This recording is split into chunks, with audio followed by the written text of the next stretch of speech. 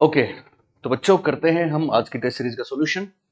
पहला प्रश्न था, किसी उद्दीपन के निरंतर दिए जाने से व्यवहार में होने वाला अस्थायी परिवर्तन कहलाता है।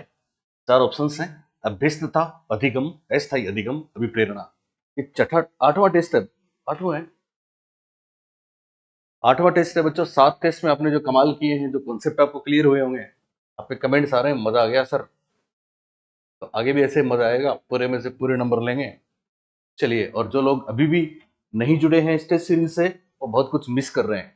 चलिए, तो देखो, लगातार देने से व्यवहार में अस्थायी परिवर्तन, समझना, हम आपको बता चुके हैं। अस्थायी परिवर्तन अगर परीक्षा में पूछ ले तो आपको बोलना है हैबिचुएशन, अभ्यस्तता। हैबिचुएशन इसका राइट आंसर है, जो कई बार परीक्षा में पूछा जा चुका है। अभ्यस्तता, यहां पे ध्यान दें, हमने आपको बताया था कि स्थायी और अस्थायी के बीच में जो होता है उसको बोलेंगे प्रशिक्षण। प्रशिक्षण क्या होगा? स्थायी परिवर्तन और अस्थायी परिवर्तन के बीच में। हमने आपको बताया था अध्ययन, इम्प्रिंटिंग। इम्प्रिंटिंग होता है परमानेंट, एक बार हो गया जीवन में तो फिर दोबारा कभी बदलता नहीं है, वो अध्ययन था। तो ये था स्थायी और अस्थायी के बीच में। अध्ययन परमानेंट, जो क्रिटिकल पीरियड जन्म के कुछ समय बाद ही हो जाता है, अटैचमेंट हो जाता है, फिर वो लाइफ लॉन्ग होता है। एक याद रखना, अपेक्षाकृत स्थायी वो है अधिगम, और एक केवल अस्थायी तो वो है अभ्यस्तता। ऊपर लिखा है अस्थायी परिवर्तन। एक प्रश्न जरूर पूछा जाता है चारों में से, प्रशिक्षण, अध्ययन, अधिगम और अभ्यस्तता। Training, imprinting, learning and habituation, चारों कॉन्सेप्ट आपको क्लियर होने चाहिए। हमारे बच्चों को चारों चारों कॉन्सेप्ट क्लियर हैं। नेक्स्ट, इनमें से किस पुनर्बलन शेड्यूल में पुनर्बलन सबसे कम पूर्वानुमन्य होता है? देखो, शब्दों से खेलना भी आना चाहिए। पूर्वानुमन्य का मतलब होता है प्रिडिक्टेबल, जिसका पूर्वानुमान लगाया जाए उसको बोलते हैं पूर्वानुमन्य। तो इनमें सबसे कम, ये ध्यान रखना, यानी जिसमें सबसे कम अनुमान लगता है कि कब पुनर्बलन मिलेगा। क्या स्थिर अंतराल शेड्यूल में मिलेगा? स्थिर अंतराल शेड्यूल है फिक्स्ड इंटरवल शेड्यूल। हर बुधवार को इनाम देना, हर 1 तारीख को सैलरी देना, यह है स्थिर अंतराल। स्थिर अनुपात है बच्चे को हर 4 सवाल सही बताने पे इनाम देना, कबूतर को हर 15 बार सही जगह पे चोंच मारने पर दाने देना। चर अनुपात, वेरिएबल रेशियो, और चौथा कुछ है ही नहीं, सभी में समान पूर्वानुमन्य है। तो बोलिए क्या जवाब होगा? यस, सही जवाब होगा चर अनुपात शेड्यूल। मतलब कितनी भी सही अनुक्रियाओं की संख्या पर पुनर्बलन दे दें, इसका अनुमान लगाना मुश्किल है, अनुमान लगाना असंभव है। तो सबसे कम पूर्वानुमान इसी में होता है, वेरिएबल रेशियो शेड्यूल। ये स्किनर ने बताया। तीसरा प्रश्न है, राजू खरगोश से डरता था। शुरू में खरगोश को राजू से काफी दूर रखा गया। आने वाले दिनों में हर रोज खरगोश और राजू के बीच की दूरी कम कर दी गई। वैसे वुल्फ का डिसेंसिटाइजेशन है बिहेवियरिज्म का। अंत में राजू की गोद में खरगोश को रखा गया और राजू खरगोश से खेलने लगा। यह प्रयोग किसका उदाहरण है? प्रयत्न व त्रुटि सिद्धांत का, शास्त्रीय अनुबंधन सिद्धांत का, क्रिया प्रसूत अनुबंधन सिद्धांत का, इनमें से सभी। तो याद है हमने आपको प्रयोग बताया था वाटसन वाला, अल्बर्ट वाला। तो अल्बर्ट को ही यहाँ पे राजू कह दिया। और ये प्रयोग किसमें था, किसमें लिखवाते हैं हम वाटसन वाली बात? ये हम लिखवाते हैं पेवलव के क्लासिकल कंडीशनिंग में। तो इसका सही जवाब है शास्त्रीय अनुबंधन का सिद्धांत। चलिए नेक्स्ट, तीसरा प्रश्न, चौथा प्रश्न, अधिगम अंतरण, ट्रांसफर ऑफ लर्निंग का थॉर्नडाइक का सिद्धांत क्या कहा जाता है? समानता का सिद्धांत, अनुरूप तत्वों का सिद्धांत, औपचारिक नियमों का सिद्धांत, या इनमें से कोई नहीं? तो बच्चों आराम से आप समझ सकते हैं, यह है अनुरूप तत्वों का सिद्धांत। आइडेंटिकल कंपोनेंट्स या आइडेंटिकल एलिमेंट्स क्या होता है ये? थॉर्नडाइक ने कहा कि आपने कोई काम सीखा, कोई चीज लर्न करी, फिर उसके बाद अगली कोई चीज लर्न करेंगे तो जो बेसिक एलिमेंट्स उसमें भी है और उसमें भी है, तो वो चीज हम जल्दी सीख जाएंगे क्योंकि वो तो हमने पहले ही सीख लिया। इसको बोलते हैं अनुरूप तत्वों का सिद्धांत। ठीक है, समानता एनालॉजी कुछ और है, गुण नियम हम आपको बता चुके हैं, उसमें आता है ये। औपचारिक नियम वही है कि शुरू में जो दिए थे, सब जिस तरह से हम हमारे मस्तिष्क के चिंतन को अलग से ट्रेंड करें, मेमोरी को अलग से प्रशिक्षित करें, अलग मानसिक शक्तियों को अलग अलग प्रशिक्षित करें, ये पुराना सिद्धांत माना जाता है। नेक्स्ट, फैकल्टी थ्योरी से निकला है ये, वुल्फ एवं रीड से। अगला है, पेवलोव के प्रयोग में कुत्ता न केवल मांस प्रदाता के मांस सीधे मुंह में रखने से लार टपकाता है, किंतु इससे पहले भी, अर्थात जब सीढ़ियों से नीचे आने वाले प्रशिक्षक के कदमों की आवाज सुनता है। इस समृद्धि को क्या कहते हैं? विलोपन, बिना शर्त प्रोत्साहन, अनुकूलित उत्तेजना और तत्परता। कई बार परीक्षा में पूछा जा चुका है, हम आपको बता चुके हैं, सारी बात याद है ना। जब कदमों की आहट सुनते ही लार गिराता है, तो ध्यान देने वाली बात महत्वपूर्ण क्या थी यहाँ पे कि हिंदी में पढ़ने और पढ़ाने वालों का यह प्रश्न सही नहीं हो सकता था, क्योंकि विलोपन और बिना शर्त प्रोत्साहन और अनुकूलित उत्तेजना और तत्परता में कंफ्यूजन ही कंफ्यूजन है। हमको तो याद रखना है, पेवलोव ने कुत्ते को भोजन दिखाया तो कुत्ते ने लार गिराई, बाद में भोजन के साथ घंटी को एसोसिएट कर दिया, कुत्ते ने लार गिराई, बाद में केवल घंटी बजाई तो भी कुत्ते ने लार गिराई। यहाँ घंटी की जगह, घंटी के साथ कुत्ते की अनुक्रिया अनुकूलित हो गई। या घंटी की जगह वो ताली बजाने के साथ भी उसको एसोसिएट कर सकता था, तो ताली बजाता तो कुत्ता लार गिरा था। हर बात यही तो कहता है कि हम जिसको जो चाहे वो बना दें। वातावरण महत्वपूर्ण है, कदमों की आहट के साथ एसोसिएशन हो जाता तो कदमों की आहट पे लार गिराता। इसका मतलब ये क्लासिकल कंडीशनिंग है, जिसमें पहला स्वाभाविक उद्दीपक जो था वो था यूसीएस, और उसके कारण से जो अनुक्रिया हो रही थी वो थी यूसीआर।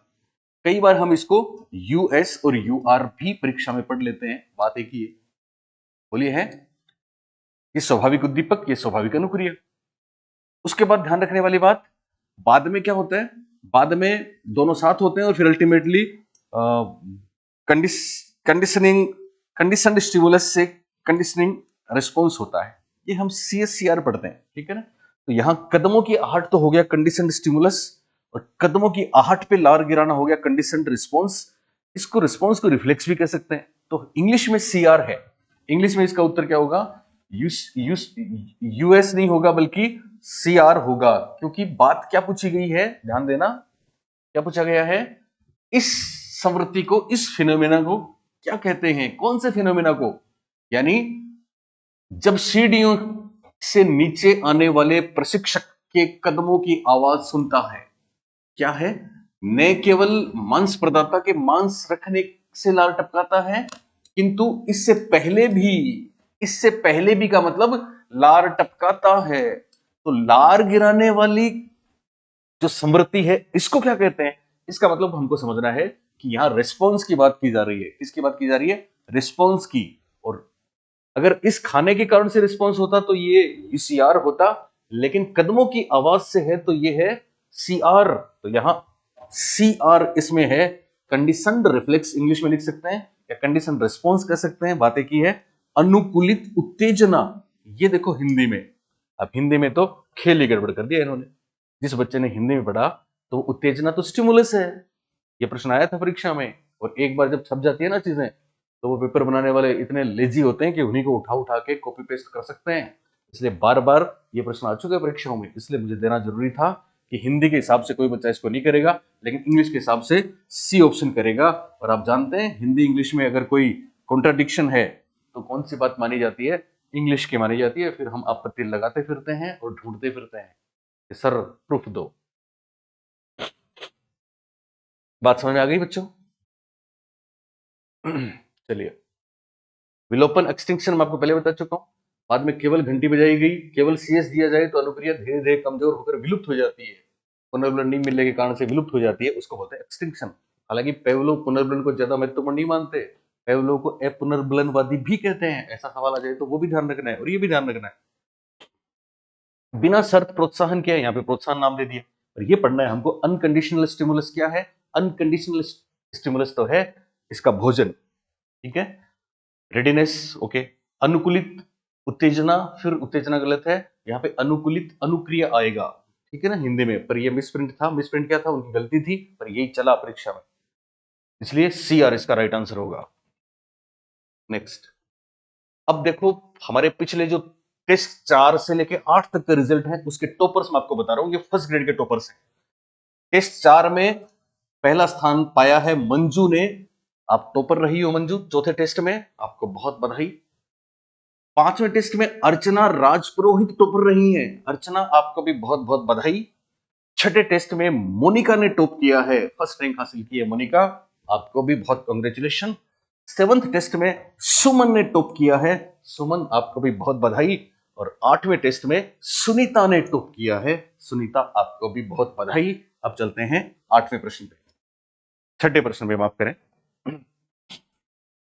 पारितोषिक तथा दंड के माध्यम से सीखना अधिगम के किस सिद्धांत से संबंधित है? तो पारितोषिक कोई समझे या ना समझे, लेकिन इंग्लिश में तो था रिवार्ड। दंड कोई समझे कि ना समझे, इंग्लिश में तो था पनिशमेंट। रिवार्ड एंड पनिशमेंट की बात करने वाले कौन थे? आपके बरहस फ्रेडरिक स्किनर थे, और उन्होंने दिया था क्रिया प्रसूत अनुबंधन, जिसको इंग्लिश में कहते हैं ऑपरेंट कंडीशनिंग। तो इसका राइट आंसर। 7वां प्रश्न है, शिक्षण अधिगम का मनोवैज्ञानिक आधार किस पर निर्भर करता है? शिक्षण अधिगम का पढ़ने पढ़ाने का कौन सा आधार, मनोवैज्ञानिक आधार किस पर निर्भर करता है? अध्यापन शैली, स्टाइल ऑफ टीचिंग, विषय वस्तु कंटेंट, भाषा लैंग्वेज, सामाजिक आर्थिक स्तर, सोशियो इकोनॉमिक लेवल स्टेटस। तो ध्यान देना, विषय वस्तु, भाषा, सामाजिक आर्थिक स्तर, अध्यापन शैली, कहीं ना कहीं मनोवैज्ञानिक आधार, मनोवैज्ञानिक किस तरह से अभिप्रेरित करें बच्चों को, किस तरह से बच्चों को मोटिवेट करें, अभिप्रेरित करें, रेडी करें, इंगेज करें, एक्टिव करें, इसके लिए टीचर की स्टाइल, टीचिंग की स्टाइल बड़ी महत्वपूर्ण होती है। तो अध्यापन शैली इसका राइट आंसर होगा, क्योंकि यह साइकोलॉजिकल बेस है। अगला सवाल, सीखना व्यवहार में उत्तरोत्तर सामंजस्य की प्रक्रिया है। उत्तरोत्तर सामंजस्य की प्रक्रिया है, ये किस शिक्षाविद ने बोला था? तो उत्तरोत्तर सामंजस्य तो वही बोल सकते हैं जो बात करते हैं शेपिंग की, शेप द बिहेवियर, प्रत्येक अनुक्रिया पे पुनर्बलन दे देना, जो बात करते हैं चेनिंग की। व्यवहार बड़ा जटिल है, स्टेप बाय स्टेप सिखाना पड़ता है, तो एक स्टेप से दूसरा स्टेप, तीसरा स्टेप यूं जोड़ेंगे, इसको चेनिंग बोलते हैं। और शेपिंग एंड चेनिंग के लिए तो मशहूर है स्किनर। यहां सही जवाब है स्किनर। अगला सवाल, इनमें से किस सिद्धांत को पुनर्बलन का सिद्धांत भी कहते हैं? क्रिया प्रसूत अनुबंधन सिद्धांत, उद्दीपक अनुक्रिया सिद्धांत, शास्त्रीय अनुबंधन सिद्धांत, या फिर अंतर्दृष्टि सिद्धांत? तो पुनर्बलन का सिद्धांत बोलते हैं क्रिया प्रसूत अनुबंधन सिद्धांत को। फिर वही स्किनर साहब का कमाल, जो थॉर्नडाइक के प्रभाव के नियम पे बेस्ड है, जिसमें बहुत सी चीजें हैं, जिनमें एक प्रोग्राम्ड लर्निंग या फिर अभिक्रमित अनुदेशन भी स्किनर के इस सिद्धांत की देन है। अभिक्रमित अनुदेशन के बहुत से प्रकार हम आपको बता चुके हैं। रेखीय छोटे बच्चों के लिए, सभी एक समान रास्ते का अनुसरण करते हैं। शाखीय थोड़ा बेहतर है, क्राउडर ने दिया था, जिसमें मल्टीपल एमसीक्यूज होते हैं और सब अपने अपने हिसाब से चलते हैं, उपचार निदान साथ होता है। ठीक है, इसी तरह से गिलबर्ट और बहुत सी बातें हम आपके साथ स्टुलारो डेविस तक कर चुके हैं हमारी क्लासेस में, और इवन इस सीरीज में भी। तो यहां पे जवाब आ जाएगा क्रिया प्रसूत अनुबंधन सिद्धांत। एक चीज और ध्यान रखना, पुनर्बलन साइकोलॉजी में थ्योरी, लर्निंग थियरीज में दो जगह काम आएगा। क्लार्क हल का सिद्धांत पुनर्बलन का सिद्धांत कहलाता है, और स्किनर के सिद्धांत का भी प्रमुख आधार पुनर्बलन है। इसलिए स्किनर के क्रिया प्रसूत अनुबंधन सिद्धांत को भी पुनर्बलन का सिद्धांत कहा जाता है। यहाँ क्लार्क हल ऑप्शन में नहीं है, इसलिए हम क्रिया प्रसूत के साथ चले जाएंगे। अगला सवाल है, निम्न में से किसने अधिगम सिद्धांत का प्रतिपादन नहीं किया? एक है जिन्होंने लर्निंग थ्योरी नहीं दी, थॉर्नडाइक, स्किनर, कोहलर, ये हम सब जानते हैं। B.S. ब्लूम सही जवाब है। इन्होंने दी थी टेक्सोनोमी, उद्देश्यों के वर्गीकरण के जनक हैं। ज्ञानात्मक पक्ष के उद्देश्यों को इन्होंने 6 भागों में बांटा था, ज्ञान, अवबोध, प्रयोग, विश्लेषण, संश्लेषण, मूल्यांकन, और एक्शन वर्ब्स भी बताए थे। ठीक है, फिर भावात्मक पक्ष में भी ये साथ में रहे थे, मैसिया के और क्रेथवाल के। तो B.S. ब्लूम का पूरा नाम भी आ चुका है परीक्षाओं में, बेंजामिन सैमुअल ब्लूम। नेक्स्ट, फिर सेकंड ग्रेड के हमारे ये रहे टॉपर। चौथे टेस्ट में अलका यादव टॉपर रही हैं। Alka, many congratulation. 5वें टेस्ट में पुष्पा ने टॉप किया है, और छठे और 7वें में दोनों में टॉप करने वाले हैं जितेंद्र कुमार, 2 बार टॉप किया है। इसका मतलब वहां भी टॉप करने वाले हैं। जिन्होंने टॉप किया है अलका पुष्पा से लेके पूजा कुमावत तक, इसका मतलब वहां भी टॉप करने वाले हैं। ये बाकी बड़े सीरियस बच्चे हैं, जब पेपर देंगे ना तो इनका कोई नंबर काटेगा, कंप्यूटर तो 100 बार सोचेगा कि यार पूजा का गलत कैसे हो सकता है। नहीं हो सकता, जितेंद्र का गलत नहीं हो सकता, पुष्पा का गलत नहीं हो सकता, अलका यादव का गलत नहीं हो सकता।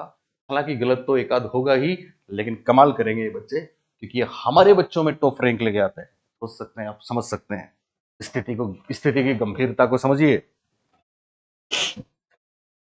अगला सवाल, एक कॉलेज जाने वाली लड़की ने फर्श पर कोट फेंकने की आदत डाल ली। हमारे ऑफलाइन ऑनलाइन के सब बच्चे जानते हैं कोट वाली लड़की का प्रयोग। लड़की की मां ने उससे कहा कि कमरे से बाहर जाओ, कोट को खूंटी पर टांगो। लड़की अगली बार घर में प्रवेश करती है, कोट को हाथ पर रखकर अलमारी की तरफ जाकर कोट को खूंटी पर टांग देती है।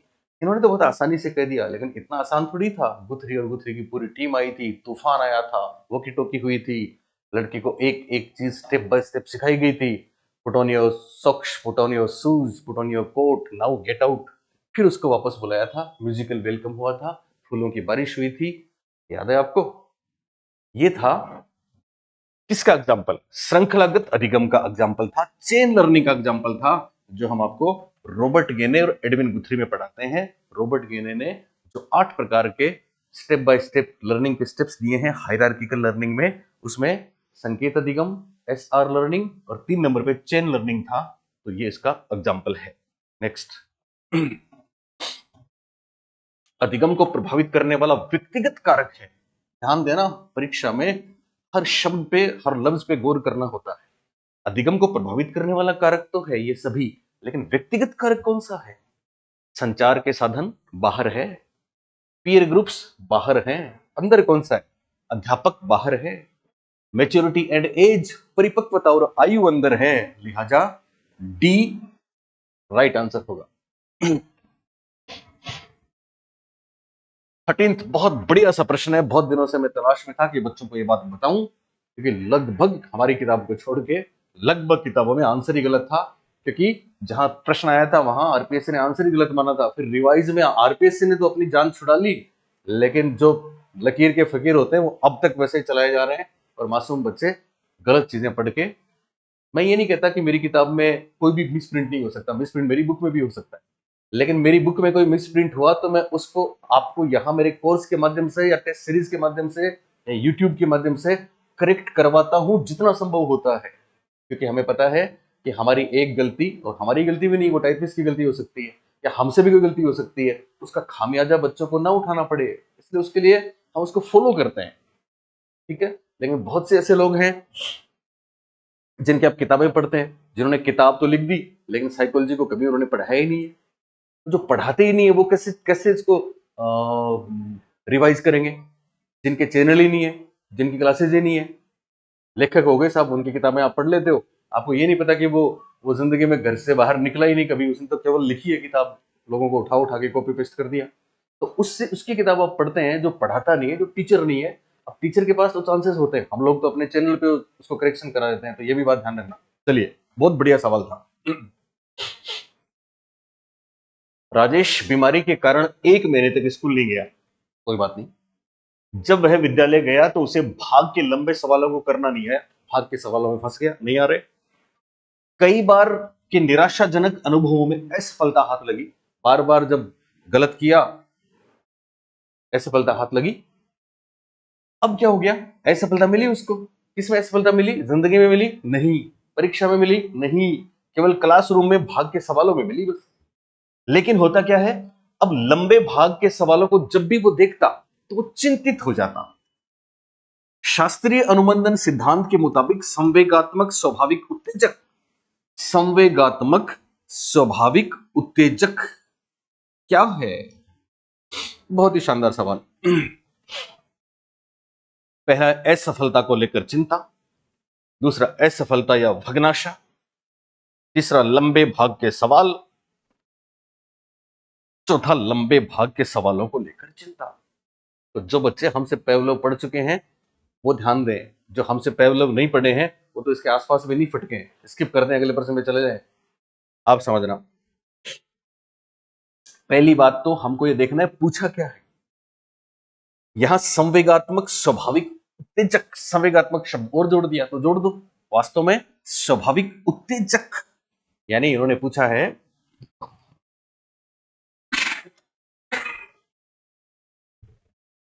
क्या पूछा है इन्होंने? अनकंडीशनड स्टिमुलस या यूएस कौन सा है? यही तो पूछा। हमने आपको पेवलोव में बार बार बताया, कुत्ते के सामने भोजन रखा, कुत्ते ने लार गिराई। बाद में भोजन के साथ घंटी को एसोसिएट कर दिया, कुत्ते ने लार गिराई। बाद में केवल घंटी बजाई तो कुत्ते ने लार गिराई। इस एग्जाम्पल में भोजन क्या था? भोजन था यूसीएस, है ना। भोजन को देख के लार गिराना क्या था? यूसीआर था। बाद में घंटी के साथ अनुबंध बन गया, अब वो सीख गया। यूसीएस यूसीआर सीखना नहीं होता, वो तो सहज अनुक्रिया है, स्वाभाविक है। स्वाभाविक उत्तेजना, स्वाभाविक अनुक्रिया। माफ करें। लेकिन बाद में घंटी कंडीशनड स्टिमुलस हो गया, अनुबंधित उद्दीपक हो गया। घंटी को सुन के लार गिराना सीआर हो गया, कंडीशन रिस्पॉन्स हो गया, अनुबंधित अनुक्रिया हो गई। ओके। अब और कोई आप एग्जांपल ले सकते हैं, मैंने आपको बहुत से एग्जांपल दिए। जैसे आप अपने जूते एक रेक में रखते हैं, जब तक जूते वहां रहते हैं आप रेक तक जाते हैं, बाद में जूते हटा लिए जाते हैं तो आप फिर भी रेक के पास जाते हैं। यहाँ स्वाभाविक उद्दीपक तो जूते थे जिनके लिए आप रेक तक जाते थे, तो जूते तो इसमें थे यूसीएस, जूतों को पहनने के लिए रेक तक जाना था यूसीआर। बाद में क्योंकि तब जूते और रेक दोनों साथ थे, बाद में जूते है नहीं, केवल रेक है, फिर आप रेक तक जाते हैं। तो इस एग्जांपल में रेक सीएस बन गया और आपका रेक तक जाना सीआर बन गया। ऐसे ही हम पूरी भाषा सीखते हैं, पूरी लैंग्वेज सीखते हैं। ऐसे वो शहर से नफरत करते हैं जिसमें वो लड़की रहती थी, तो शहर सीएस था। शहर का क्या दोष है? रेक के पास क्या है? अभी तो जूते है ही नहीं, फिर भी रेक और शहर और वो चाबी और खूंटी में खूंटी क्या बन गए थे? ये तीनों के तीनों क्या बन गए थे? सीएस बन गए थे। और हम इनके पास जा रहे हैं क्योंकि अनुबंध बन गया। हालांकि वहां कुछ मिलेगा नहीं, उस शहर में वो जाएगा तो वो लड़की मिलेगी नहीं उसको, पर वो अनुबंधित उद्दीपक बन गया, तो फिर अनुबंधित अनुक्रिया हो जाती है। सेम ऐसा ही यहां पे। अब यहां पे क्या पूछा है? उद्दीपक पूछा है, स्टिमुलस या रिस्पॉन्स? जवाब है स्टिमुलस पूछा है। तो असफलता को लेकर चिंता, असफलता को लेकर चिंता और भाग के सवालों को लेकर चिंता, ये दोनों कट जाएंगे क्योंकि ये दोनों तो रिस्पॉन्स हैं। बोलिए। असफलता को लेकर चिंता रिस्पॉन्स है, लंबे भाग के सवालों को लेकर चिंता रिस्पॉन्स है, इसलिए दोनों कट गए क्योंकि पूछा है यूसीएस, पूछा है स्टिमुलस। अब ध्यान देना, राजेश किस बात की चिंता, असफलता की चिंता है? ये स्वाभाविक है, सबके साथ है। बोले स्वाभाविक है कि अनुबंधित, अनानुबंधित हुई कि अनुबंधित? जवाब है असफलता को लेकर चिंता तो सहज है, इसलिए असफलता को लेकर चिंता क्या है? यूसीआर है। असफलता को लेकर चिंता क्या है? यूसीआर है। जब असफलता को लेकर चिंता यूसीआर है तो स्वाभाविक उद्दीपक क्या है? असफलता है, असफलता है यूसीएस। अब भाग से किससे क्या मतलब है? असफलता तो हो सकता है भाग नहीं आए, बहुत मेरे को भाग नहीं आते, बहुत से लोगों को भाग नहीं आते, वो सीईओ बने हुए हैं, एलन मस्क को भाग नहीं आता। तो भाग से सफलता क्या मतलब है? बस वो तो अनुबंध बन गया, अनुबंध बन गया ना। तो यहां लंबे भाग के सवाल हैं, वो बन गए सीएस, और भाग के सवालों को लेकर चिंता होती है, वो बन गई सीआर। तो कितना बेहतरीन एक्सप्लेनेशन दिया है हमने आपको। लंबे भाग के सवाल सीएस। अगली बार हो सकता है इस स्वाभाविक उत्तेजक की जगह वो पूछ ले अनुबंधित उत्तेजक क्या है, या अनुबंधित अनुक्रिया क्या है, या स्वाभाविक अनुक्रिया क्या है। तो स्वाभाविक अनुक्रिया क्या हो जाएगी? स्वाभाविक अनुक्रिया हो जाएगी असफलता को लेकर चिंता। ठीक है। स्वाभाविक उद्दीपक क्या है? सफलता या भग्नाशा। अनुबंधित उद्दीपक क्या हो जाएगा? भाग के सवाल। और अनुबंधित अनुक्रिया क्या हो जाएगी? भाग के सवालों को लेकर चिंता, सीआर। तो फिर ध्यान दें, असफलता को लेकर चिंता है यूसीआर या यूआर, असफलता या भग्नाशा है यूएस या यूसीएस, लंबे भाग के सवाल हैं सीएस, और भाग के सवालों को लेकर चिंता सीआर। अगर ये बात आपको समझ में आई, पहली बार चैनल पे आए हो तो देर नहीं करें, तुरंत टेस्ट सीरीज ज्वाइन कर लेना।